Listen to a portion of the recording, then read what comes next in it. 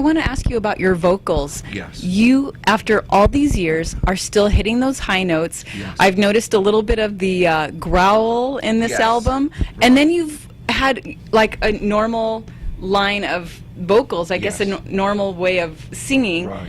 that was really surprising to me because your voice is great. How do you protect your voice? How does it stay this good after all these years? It's just really technique. The voice is much like an instrument, like if Roy Z or Metal Mike are playing guitars. They'll flick a switch and it'll change the pickup, the sound, the tone, the type of strings you use, the amplification. So a human voice is very much like that, you know. Admittedly, in rock and roll, in metal, you have, I think, more opportunities to be a bit more versatile. If you have an intense song, you want to give an intense screaming performance. If you have a song that doesn't demand that type of attack, you switch into a different type of vocal display. And again, I suppose, just going back to what I said earlier about trying to maintain interest. I'm lucky that I've got a voice that I feel can be interesting from track to track, and not singing one particular key or one particular tone, you know. But that it really is just practice, practice, practice. And even now, I enjoy trying to do things that I've not done before, and that's, again, praise goes to Roy Z, my producer, because he really encourages me to try different things when I get behind the mic. But there is no, I don't know, maybe it was something in the water when I was growing up back in England. It's amazing because there's a lot of singers that were doing that back in the 80s and their voices just aren't what they were. Yeah, I guess I'm lucky. There have been some inventions recently not so recent, but the in-ear monitors. I think one of the big dilemmas for singers in the early days was having to hear yourself above the noise on the stage because everything's very, very loud. So the tendency is you've got to sing louder, and that's the fastest way to blow out your voice. I've got a powerful voice anyway, but since these wonderful in-ear monitors have been invented, you see a lot of singers using them now. You can literally make the mix like you're listening to a record at home, and so you can put the intensity into your performance but not overstep the mark and push it too far, and that's when the damage can take place, you know.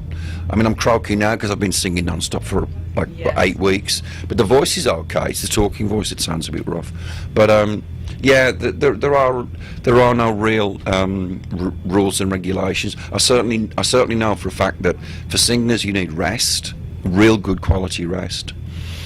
I don't drink, I don't smoke, I don't drug. I've been clean and sober for 25 years. So the physical side of what I'm about, I know has some reference to my vocal abilities.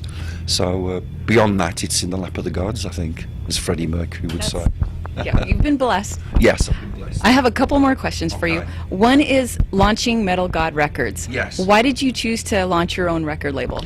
Well, even in today's world of digital downloads and the internet, which is very important, I still think that in the metal world especially, the fans want the physical product. And if you go to, if you go and see the Lakers, you buy a jersey, the Suns, you buy a jersey. So you want something tangible. So I really feel that's important in the metal world especially, and a lot of other musical channels are providing the same opportunity, but especially metal fans are fanatical for wanting the CD. So we did that first and foremost, but equally I know how tough it is to be successful. For some bands it can be very quick and it can be almost like a flash in the pan experience. We're trying to make an independent record label that will bring in other talent. Now we've established ourselves. We've shown we can make good quality material, and we've got great worldwide distribution. The doors have been open now. If anybody wants to send stuff to the label, then just look onto robhalford.com. And so we're a little independent label. That's great. We've got a long way to go, but we want to give you, whoever you may be, the same care and attention that I got when I started all those years ago with Columbia, CBS, Sony. There was a belief in the 70s that it would take about 3, 4, 5 records before you found your place. Right. It's difficult to do that in today's speed of world, speed of life. So that's what we want to do with Metal God Records. Has it given you a different approach to doing your own album now that you own the label? It's an absolute luxury, I got to tell you. I think it's come for me at the right time. I think if it had have come a lot earlier, I could have been a bit frivolous and did not have the background that I think a label needs to have. So now I think is a good time to make it appear and let people see and hear that it's a good little company. We've got a long way to go, but we're there and we're making things happen. Well, this is my last question. We're heading into the Christmas holiday. Yes. How are you spending your Christmas holiday? I'll be back in England with my mum and dad. My mum's 82, my dad's 83, and that's again another blessing. Got a brother and a sister, nephews, nieces. We'll all be around the holiday. Do they call you Uncle Metal God?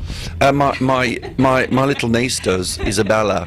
Yeah, Uncle Metal God, which is really she's absolutely adorable. Yeah,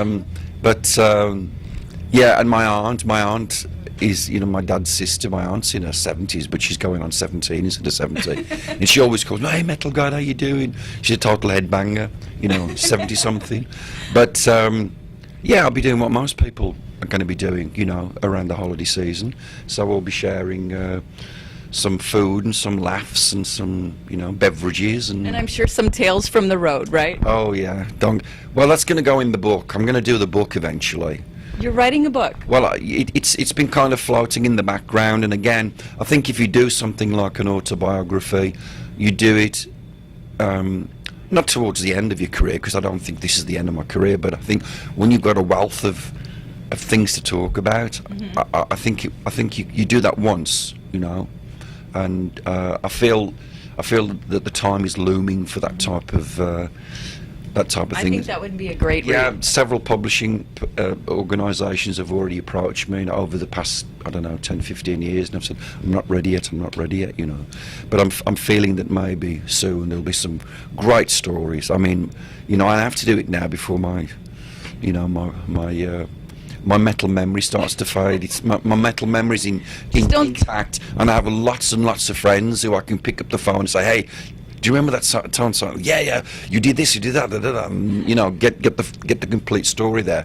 But I tell you, I've been around this world so many times, double digits, and I've met so many incredibly wonderful people, the fans, other people in our profession. So I can't wait to start telling stories. It'll be a very interesting read at some point. I think it will be a great read. I could sit here and talk to you all night long, but I know you have a show to do. I love to be a flappy head, as we call ourselves. Well, we're going to be out there front and center watching you. Thank you. Thank you so much for the time and for giving 96.7 KCAL Rocks this great interview. Thank you, KCAL. Happy holidays. See you next year.